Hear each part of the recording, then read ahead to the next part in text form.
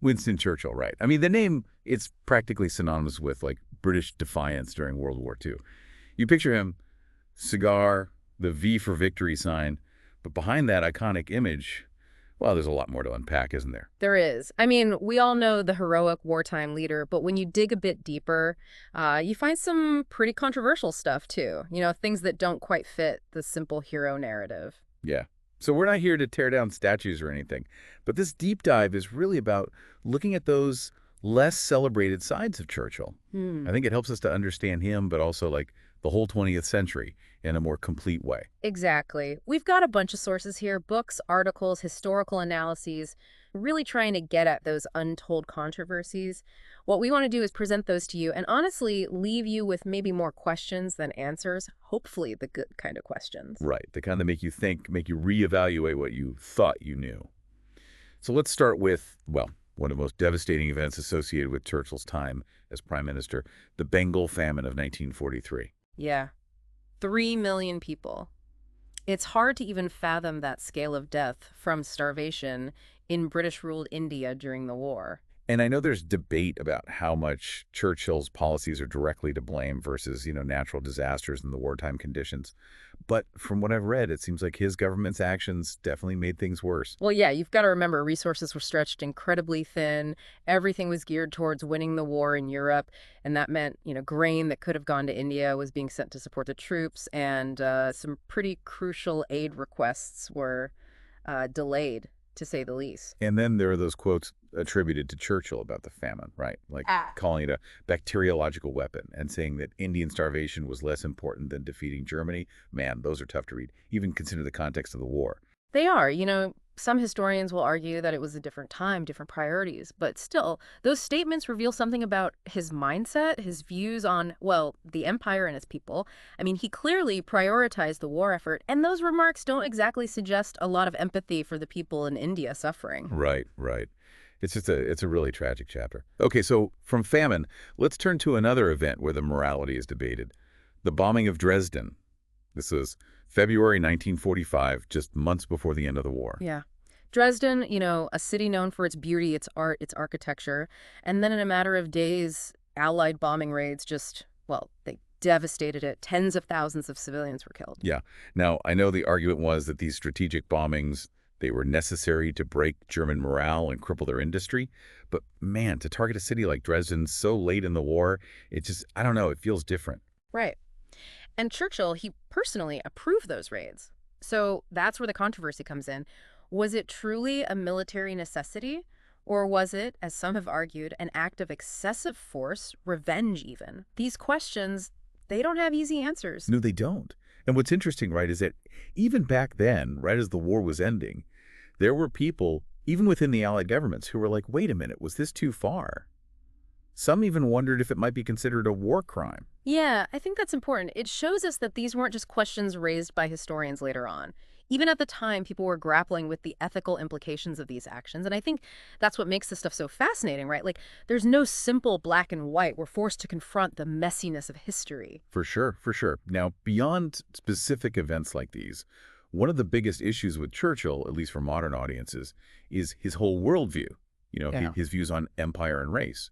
Oh, absolutely. I mean, this is where you really see a clash between the wartime hero and some pretty outdated, frankly, racist ideas. He was a staunch believer in the British Empire, the whole white man's burden thing. He even called it the finest fabric ever woven.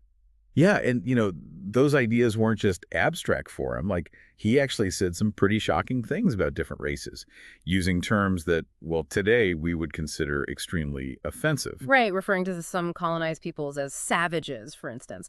And those beliefs, they directly impacted his policies. I mean, take his opposition to Indian independence. He saw it as a threat to British power, and he fought tooth and nail against it, despite the growing movement for self-rule led by Gandhi.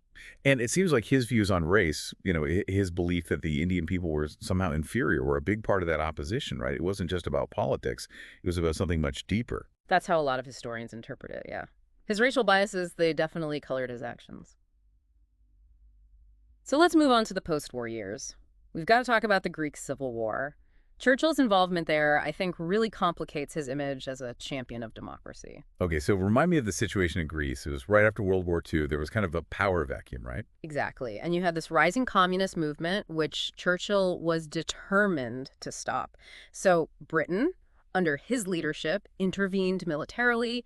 They backed the return of the Greek monarchy, which, let's be honest, wasn't exactly a beacon of democracy. Right, so you have this guy who fought against fascism, who defended democracy, and then he turns around and supports a monarchy that was, pretty authoritarian in order to stop the communists. Yeah, it's a real head scratcher. I mean, his supporters would say that he was just trying to contain the spread of Soviet influence, that it was part of the Cold War strategy. But still, it raises questions about how far he was willing to go to achieve his goals, even if it meant compromising on some of those ideals he supposedly stood for. It definitely shows that things weren't so clear-cut, right? Even for someone like Churchill, there were trade-offs, and sometimes those choices look pretty questionable, especially in hindsight. Okay, so going back even further in time, I want to touch on the Munich Agreement. That was in 1938, and Churchill, famously, was a very vocal critic of it. Oh, absolutely. He was one of the few voices warning against appeasing Hitler. He saw the danger, the folly of giving in to aggression. And of course, history proved him right, tragically so. But the sources we've looked at, they make a really interesting point. They argue that later on, some of Churchill's own actions, especially in the Middle East, kind of mirrored that appeasement he once condemned. Yeah, in the sense that he prioritized British interests, maintaining control, even if it meant overlooking the desires of the people in those regions for self-determination. So it's almost like this a kind of historical irony, right? The guy who warned against appeasement ends up engaging in something that looks a lot like it. Which I guess shows that nobody, not even someone as revered as Churchill, is immune to the pressures of power, the complexities of those kinds of situations. Okay, now let's shift to something a little closer to home. British domestic politics after World War II. Right. So we have this war hero, right? You'd think he'd be untouchable politically, but then he leads the Conservatives in the 1945 election, and they lose. And it's not even close. They get trounced by Labor. Yeah, and part of that was because of his economic policies. He instituted these austerity measures, high taxes, cuts to social programs. People had just endured years of war. They were hoping for some relief, and instead it was more hardship. Right. They wanted their lives to get better, and his policies just didn't seem to address that need.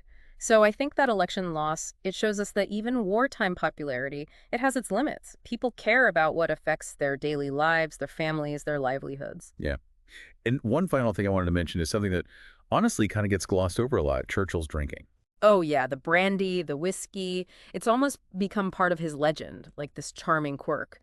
But from the sources I've read, it was pretty serious, wasn't it? Yeah, I mean, apparently he was drinking pretty heavily throughout the day. Now, obviously, he accomplished amazing things, but it does make you wonder, right?